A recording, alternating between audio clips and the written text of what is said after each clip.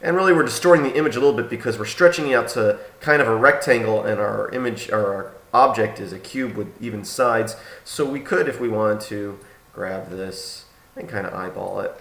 And now we have a nice little object here with images on all sides. And I can rotate this, rotate it, and you can see the images all the way around. But at this point, if I hit F12 to render it out, I'm not seeing the image. So we have it set up for game mode now, but not render mode. Hit escape. What we're going to do is, with the cube selected, we're going to add a new material.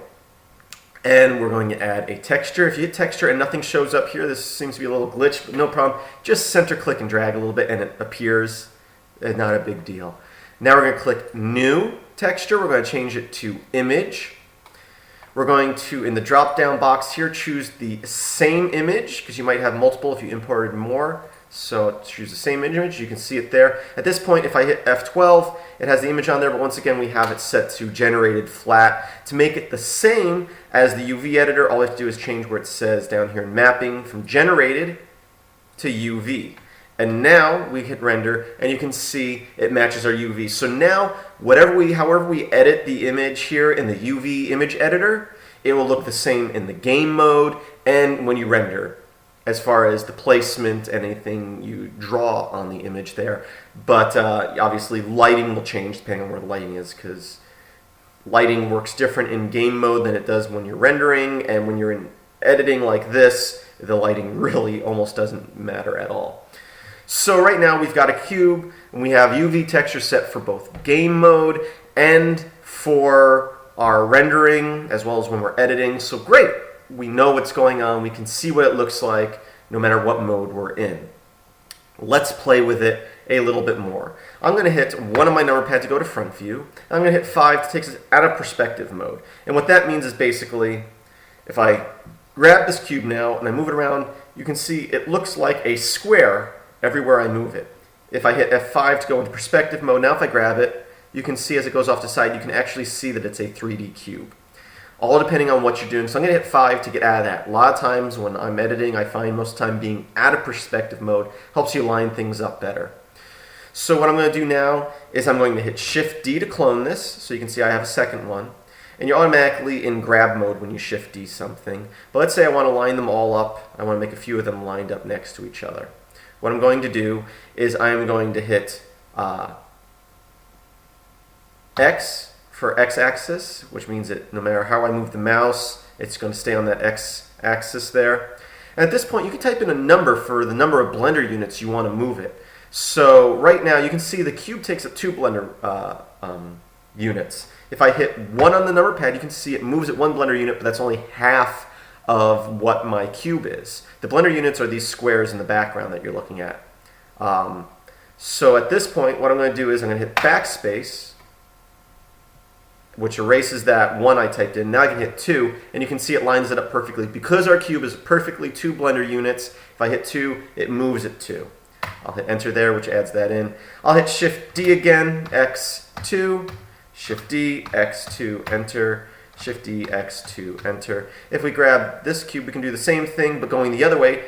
Shift D, X, -2, Enter, Shift D, X, -2, Enter. So that's a little tip there on lining things up. You could also hit Shift D and hold down Control, which will snap you to the Blender units, and you can move it with the mouse still. So if you want to properly line things up. And also, if you hit Shift, it kind of slows it down. So see, I'm moving my mouse, it follows around. If I hold down Shift, it kind of fine-tunes it, so my bigger movements become smaller movements. Anyway, I'm going to hit Escape to get out of that. I'm going to delete that last one. And now what I'm going to do is I'm going to hit A again, until I make sure everything's not selected. I'm going to hit B, because A selects all and deselects all. B will put me in box mode. I can select a bunch of cubes here. I also selected light by accident there. So what I'm going to do is I'm going to hit Control and I meant Shift. Anyway, I'm going to hit A to unselect all, B to box select. Select this here. I still have that selected. A till I have nothing selected, B to box select. I'll B box select again, making sure I'm not selecting the light. And then what I'll do is I'll hit Shift D to clone again. Z to do the Z-axis, which in the 3D world is up and down. And then I'll hit 2, enter. Shift D, Z, 2, enter. Shift D, Z, 2, enter. So now we have a little wall of cubes here. Great. Although I forgot to do something I wanted to do before all that. So just like most programs, we're going to hit Control Z. Now the reason I'm undoing this is because I am going to add some physics to these cube objects, which I could have added after and applied to all. But I'm going to show you it's easier if you think about it beforehand when you have your first cube. What we're going to do is we're going to hit here on the physics panel, which gives us the physics window. But when we're talking about game mode, we want to go Edit, Game, Blender Game. So not Edit, well, I don't know why I said Edit, but Tab, this little drop down box here, Game, and then you can see it changes the physics to Game Physics. Real quick, we're going to make these rigid body boxes. Bounds will be a box, so check this box here, leave that bounds. So once again, real quick, Shift D to enter, Shift D to enter, Shift D to enter, Shift D to enter, and then I'm going to just hit Shift and I'll select all these boxes, Shift Z to enter, Shift D, Z to enter, and Shift D, Z to enter. Great. I'm going to go to side view with 3 on the number pad. I'm going to hit A, B, and select all those. Go to my front view again, and I'm just going to kind of grab them on the X-axis. So G, X, and then move your mouse. I'm going to go to camera view, see where we're at. Okay, so our camera's kind of up close. Right-click the camera here while in the camera view.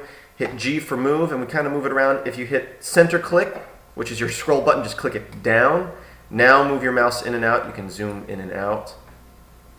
1 to go into front view. I'm going to hit Z to go into wireframe mode, just to make things easier to see here. Spacebar, plane, add plane, S, and once again you can scale on Blender units too, so I'm going to hit type 10 on my number pad, and it scaled that plane 10 sizes in all directions. So there you can see it right there. Now since we're in front view and we're out of perspective mode, I can hit G, Z, and drag and line this up just below there. And once again, we can hit, oops, I hit Control Z for some reason. So grab Z, bring that down just below there. 0 on the number pad, and then we're going to go down here and change this to textured, and we'll hit F12. Once again, you can see everything renders fine. And since we have this set to Blender Game, if we hit P now, puts us in game mode, you can see the boxes fall a little bit. Let's knock those boxes over. Don't know how long I've been recording for, hopefully I'm not going over in time. I'm just going to take this bottom plane, Shift D to clone it, move it over here. I'm going to hit Z to go into wireframe mode to see things better. Planes are hard to see since they don't have width or depth, I guess width, on when you're looking at them from directly on the side or top or bottom. I'm going to rotate this like so. Spacebar, I'm going to add in a UV sphere.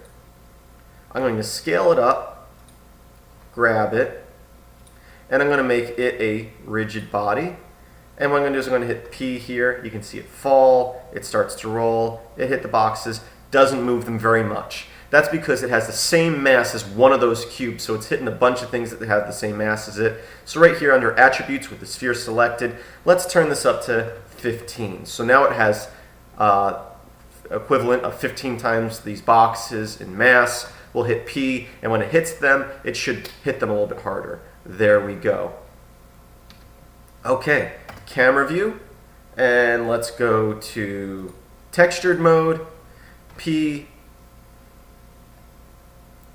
boom, and it knocks over the boxes. And we're in game mode, so this is what it looks like in game mode.